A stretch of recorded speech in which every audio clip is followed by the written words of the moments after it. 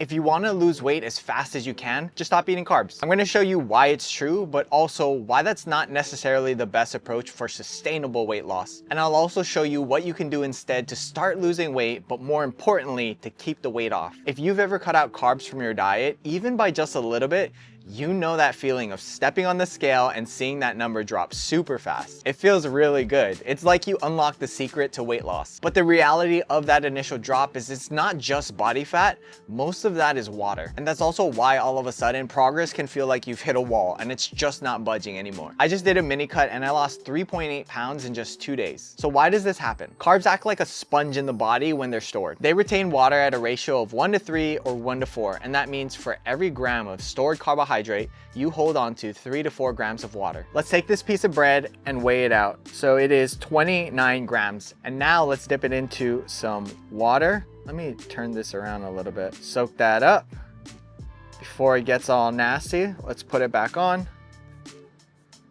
It is now 72 grams. The places that your body will store these carbohydrates are in your muscle and your liver, and they store them in the form called glycogen. And once those storages get filled up and overcrowded, all of the excess or spillover gets converted into fat for longer term storage. The storage and usage of carbs and fats can be a whole video on its own, and if you want me to do a video on that, let me know down in the comments. Once you stop eating carbs, your body will burn through the storages, and as they disappear, so will the water that's attached to them. But the moment you eat carbs again, your body will start filling these storages back up, bringing its pal water along. And that's why you can see the scale shoot up again after a high carb meal. So yes, it's the fastest way to see the number on the scale go down, but if your goal is lasting fat loss, what really matters is your overall calorie intake over time and not how many carbs you're eating. So why is this not the best approach for long-term weight loss, and what can you do instead? Low carb and no carb diets just aren't sustainable for most people.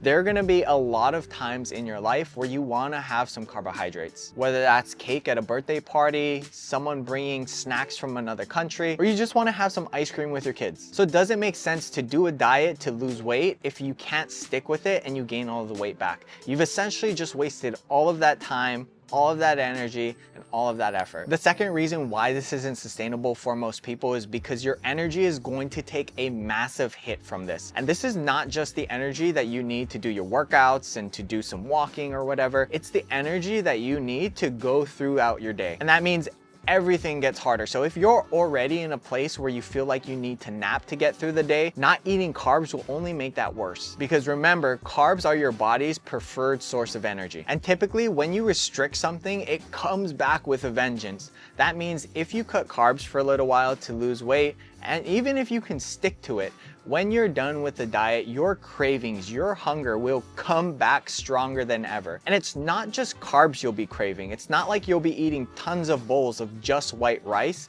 It's usually gonna be all of the processed stuff that are also high in fat and calories in general. Think like chips and goodies and snacks. It's not just about the carbs, it's about the total calories that these types of foods carry. And once you start eating all of these foods that you've said no to for so long, that's just going to start the weight gain avalanche. Trust me, I've been through that avalanche many times myself. So let's go over what you can do instead. Calculate your calorie deficit, stick to it, and monitor your weight for 2 to 3 weeks to see what it does. If you need a calorie calculator, I'll leave a link down in the description so you can get my calorie calculator sent straight to your email. Generally speaking, you want to aim for about 0.5% to 1% of your total body weight of loss per week. And if you are consistently dropping that amount of weight, keep your calories the same. Don't change anything. It's when you hit a plateau for maybe 2 to 3 weeks, then you can make some adjustments to your plan. You can drop your calories a little bit or add in some cardio. I recommend doing a combination of both adding a little bit of cardio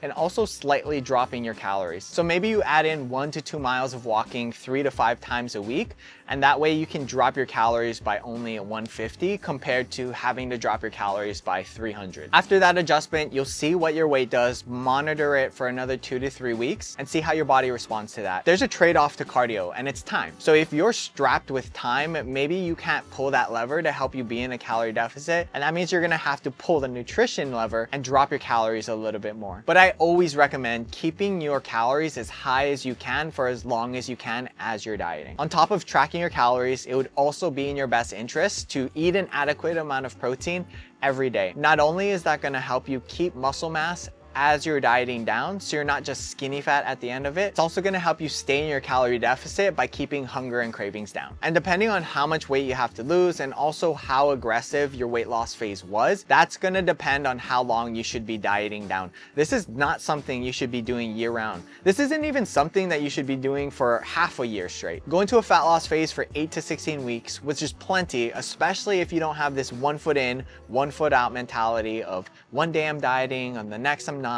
I'm staying good for 1 week, but then I fall off for another week. At the end of your dieting phase, your energy is probably gonna be lowered, your workouts are not going to be the best, your cravings and your hunger, they're gonna be kicked into high gear, and you're gonna have a hard time mentally sticking with your diet. Now, these are all really good signs that it's time to take a diet break and get rid of some of this diet fatigue. So bump your calories back up to maintenance, and you have to understand that your maintenance calories are probably going to be lower than when you initially started, because as you dieted down, your metabolism has adapted, and so what you can do is just add 300 to 400 calories to whatever calories you ended your dieting phase with. This part is just as, if not more important than the diet itself, because you need to stay in the mentality of staying focused with this and not going completely off the rails. You're gonna need to transition from diet mentality into maintenance mentality, and this is not a free-for-all. The point is to keep the results that you work so hard for. That being said, the number on the scale will shoot up, especially right in the beginning, because you're eating more food, you're eating more carbs like we talked about in the beginning of the video, so all of that water weight is going to come back. So that should be expected. You can stay in this maintenance phase, or if you feel up to it, you can go into a small little surplus to put on a little bit of muscle mass, but I would stay at maintenance until you're good and ready to lock back in again. You have to be in the right space physically and mentally to go back into a fat loss phase again. A good general time frame to shoot for is going to be half the amount of time, if not the same amount of time of your dieting phase. So if you've dieted for 3 months, stay at maintenance for at least 1.5 to 3 months after. If you're still dealing with low energy, poor sleep, or your hunger is really high still, even after increasing your calories, those are all signs that you need to take a longer diet break. Rushing back into it will not serve you long term, so be honest and be patient with yourself here. If this is all confusing and you want someone else to do the thinking for you, I'll leave a link down in the description so you can learn more about online nutrition and fitness coaching with me. Hope this helped. You got it. I believe in you. I'll see you in the next video.